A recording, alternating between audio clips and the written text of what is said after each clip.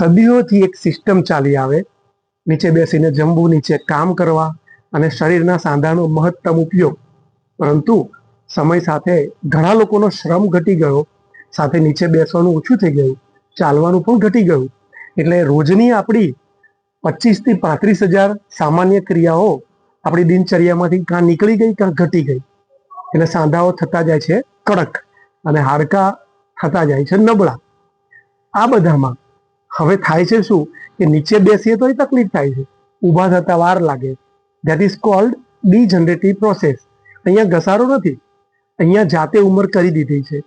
એટલે પહેલામાં પહેલું તો કોઈને એમ છે કે વજ્રાસન કરવું છે તો પહેલા નીચે બેસવાની આદત કેળવવી પડે. પછી જે નીચે બેસવાની અમુક કસરતો છે, પલાઠી વાળી, પગ સીધા રાખીને કરવી, અને 15 દિવસ, મહિનો બધી કસરત કરીને એમ લાગે કે હવે પગ ફ્રી થયો છે, પછી અડધી મિનિટ એટલે કે 30 સેકન્ડ વજ્રાસનમાં બેસવાનું શરૂ કરવું. અને વાંધો ના આવે તો ધીરે ધીરે તમે સમય વધારી શકો છો, 5 મિનિટ પણ પહોંચી શકો છો. ફરી સમજો, અહીંયા વાત વજ્રાસનની નથી, વજ્રાસનની આગળની સહજ ક્રિયાઓની છે. એ તો કરી શકતા નથી તો વજ્રાસનમાં જોખમ આવે ને.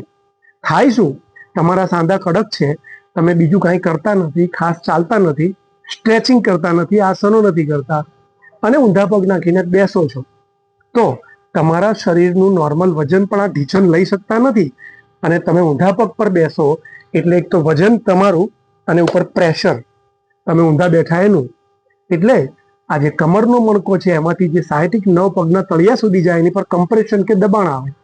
એટલે થાય શું, વજ્રાસન પૂરું થાય પછી દિવસ દરમિયાન ગમે ત્યારે કે અમુક દિવસો પછી પગની નસ ખેંચાવાની શરૂ થઈ જાય. તો આવું જોખમ ન થવા દેવું હોય તો 2 રસ્તા છે. કાં તો જમીને ધીમે ધીમે 10 થી 20 મિનિટ ચાલો, અને વજ્રાસન જ કરવું હોય તો એના માટે તૈયારી કરો. જમ્યા પછી 1 કલાક, અહીંયા લોહી વધારે હોય છે, વિજ્ઞાન પ્રમાણે પાચન ચાલે છે, એટલે જમીને તરત ભારે કસરત ન થાય. પરંતુ તમે કંઈ ના કરો તો વિજ્ઞાન જે કહે છે એની સાથે આ વધારે નબળું થશે ને. એટલે વચ્ચેનો રસ્તો, ધીમે ધીમે આટા મારો, પાચન પણ ન બગડે અને વજ્રાસનનો ઓપ્શન મળી જાય. બાકી વજ્રાસન પ્રેમથી કરી શકો છો તો છેલ્લા શ્વાસ સુધી કરો.